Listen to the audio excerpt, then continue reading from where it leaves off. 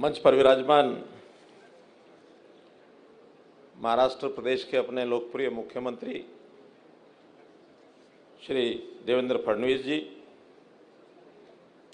हमारे यहाँ के मंत्री civil supplies, food and civil supplies, consumer protection Shri Chhagan Bhujbal ji. Chhagan Bhujbal ji रास्ते में कुछ बातचीत कर रहे थे, हम गाड़ी में बैठे थे तो सिक्योरिटी वाले ने कहा कि मुझे आगे बैठना है क्योंकि मैं सिक्योरिटी ऑफिसर हूँ। आगे छगन भुजबल जी बैठ गए, कहने लगे मेरा नाम भुज और बल है, मेरे से ज़्यादा सिक्योरिटी कौन करेगा। तो ऐसे इस सिक्योरिटी के हमारे इसी प्रकार हमारे मंत्री श्री गिरीश महाजन जी, श्री दादाजी भूसे जी और director general CPRI Shri Asit Singh ji, उपस्थित सभी सांसदगण, विधायकगण,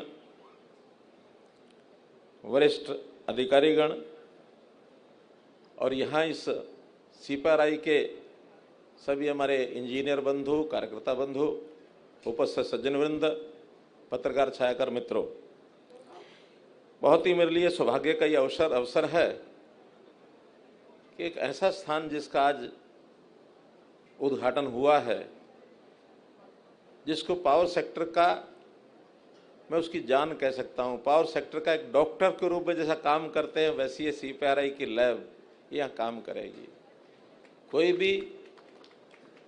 कोई भी पावर का प्रोजेक्ट उसमें कोई कमी ना रह जाए लगने में, तो इस प्रकार से इस लैब का जो एक दूरदर्शी एक प्रोजेक्ट, अद्वितीय प्रोजेक्ट इसको मैं कह सकता हूँ, ये हमारे सेक्टर में बहुत ज़्यादा काम आएगा। कभी कभी नागरिक तो ये सोचता है कि पावर जनरेशन थर्मल से हुई या मानो हाइड्रो से हुई, अब सोलर भी आ गया, विंड भी आ गया, कहीं कहीं न्यूक्लियर भी लग गया, वहाँ से पावर जनरेट हुई, ट्रांसमिशन से हमारे यहाँ आ गई और तारें लगा करके हमारे घर में मीटर के माध्यम से हमको दे दिया, हमको पावर मिल गई। इतना सामान्य सी प्रक्रिया आम नागरिक को होती है, लेकिन आम नागरिक को ये पता नहीं होती कि इस पावर जनरेशन के बाद हमारे तक पहुंचाने के लिए कितने और काम करने पड़ते हैं। और मैं समझता हूं कि अच्छे अच्छे लोग इस प्रकार की लैब की कल्पना भी नहीं करते होंगे कि हमारा हर उपकरण, हर इंस्ट्रूमेंट, हमारा हर एप्लायंस जो यूज़ होता है वो किसी न किसी क्वालिटी चेकिंग के माध्यम से पास होकर के तब हमारे आता है। बहुत से स्टैंडर्ड्स बनाए गए हैं, उन स्टैंडर्ड्स के ऊपर अगर खरा नहीं उतरते तो फिर कहीं भी कोई दुर्घटना हो सकती है, बहुत बड़ा नुकसान, लॉस हो सकता है। ये पूरी चेन होती है पावर की, सप्लाई चेन, जनरेशन से लेके हमारे घर के बल्ब जलने तक, हमारे टीवी में लाइट पहुंचने तक लंबी चेन है। और इस लंबी चेन में कहीं भी कोई कमजोरी रह गई तो नुकसान हो सकता है, हमारी लाइट जा सकती है।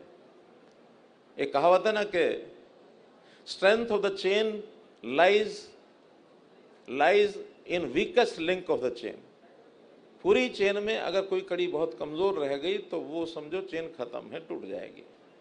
ऐसे ही सारे सिस्टम की चेन की हर कड़ी को मजबूत रखना पड़ता है। उस प्रकार से यहाँ जो टेस्टिंग लैब बनाई गई है, इसके अंदर जितने हमारे उद्योगपति हैं जो हमारे लिए अप्लायंसेस बनाते हैं, जो इस प्रकार की मशीनरी उपकरण बनाते हैं, उन सबको टेस्टिंग के माध्यम से और आगे इसको इंस्टॉलेशन होती है। इस प्रकार की टेस्टिंग लैब पहले से बेंगलुरु में भी है, हैदराबाद में है, भोपाल में है, नोएडा में है, छोटी लैब कलकत्ता में भी है। अब यहाँ ये लैब खास करके पश्चिम भारत के लिए जो बनाई जा रही है, इसका बहुत बड़ा लाभ आसपास के प्रांतों के सब उद्योग जगत को होगा और हमारे पावर डिपार्टमेंट को भी होगा। मैं अभी पूछ रहा था कि और आगे कहाँ कहाँ स्कोप है, आवश्यकता है, तो इनका कि आवश्यकता तो हर प्रांत में है, लेकिन उत्तर भारत में अगर हरियाणा में एक लग जाए लैब तो उसके लिए हमारे DG साहब कह रहे थे कि वहाँ लगाने की आवश्यकता, कुछ ज़मीन हमको मिलनी चाहिए, हम हरियाणा में लगा देंगे। अब मैं वहाँ का जब मुख्यमंत्री था तो तुरंत हाँ कर देता था मंच पर ही, ठीक है आपको 25 एकड़ लैंड दे दी, लेकिन थोड़ी मर्यादाएं हैं, लेकिन मैं विश्वास दिलाता हूं कि आपको 25 एकड़ लैंड हरियाणा में दिला दी जाएगी, ताकि एक लैब आप वहाँ, खास करके पानीपत एक स्थान है वहाँ, अथवा हिसार स्थान है, दोनों जनरेशन के बड़े केंद्र हैं, दोनों में से कहीं भी मिल सकती है। अब जहाँ तक इस टेस्टिंग का विषय है, सामान्यतः अभी जितने भी हमारे ऑनलाइन जितने भी सर्किट बने होते हैं उसमें शॉर्ट सर्किट ना हो जाए, एक बहुत बड़ी बीमारी पावर के अंदर होती है। शॉर्ट सर्किट हुआ, लाइट चली गई, तो इसका परीक्षण जो है वो लाइनों का भी ये करते हैं। जो हमारे स्मार्ट मीटर हैं, स्मार्ट मीटर की बहुत बड़ी शिकायतें आती हैं कि जंप कर गया, हैक हो गया, मीटर ज़्यादा चल गया, बिल ज़्यादा आ गया। उसको भी समाज में जो स्मार्ट मीटर लगवाएंगे उनकी विश्वसनीयता बढ़ाने के लिए यहाँ उन स्मार्ट मीटर्स की जो भी लॉट होता है उसके अंदर कुछ सिलेक्टेड मीटर्स लेकर के उनका प्रयोगशाला में निरीक्षण होता है।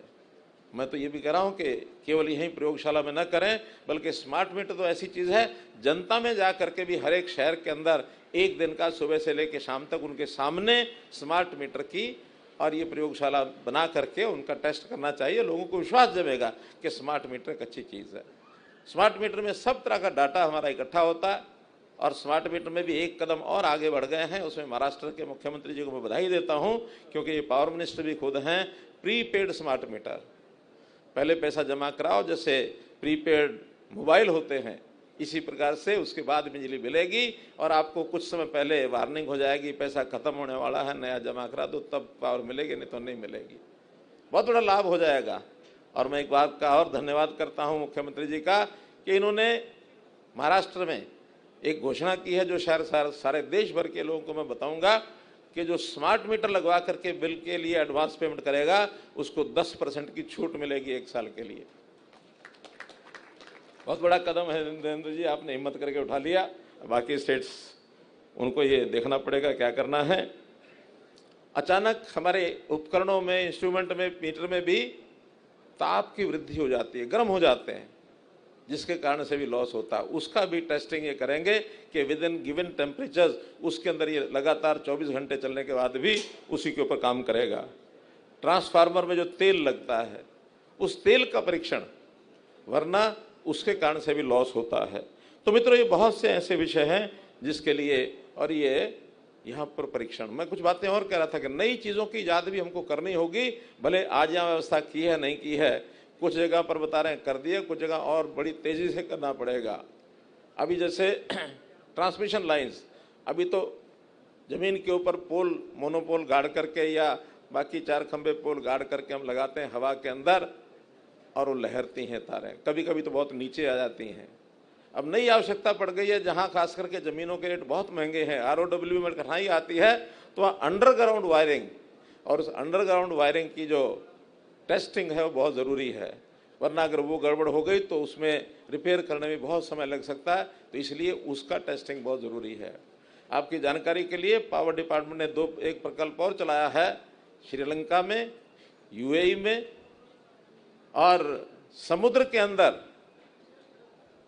अंडर सी केबल डाल करके उन देशों में, यहाँ से 2-2 हज़ार, यानी श्रीलंका तो भले कम है, लेकिन UAE, दुबई 2-2 हज़ार किलोमीटर की लंबी अंडर सी केबल डाल करके, और हम अपनी बिजली का आदान प्रदान दुबई से यहाँ भी करेंगे। वहाँ आवश्यकता होगी तो वहाँ से मंगाएंगे, यहाँ से आवश्यकता ज़्यादा होगी उनको देंगे, इम्पोर्ट एक्सपोर्ट पावर का भी शुरू हो जाएगा। तो उसकी केबल टेस्टिंग भी बहुत ज़रूरी है, ये भी एक हमको करना पड़ेगा। न्यूक्लियर धीरे धीरे बहुत बढ़ रहा है।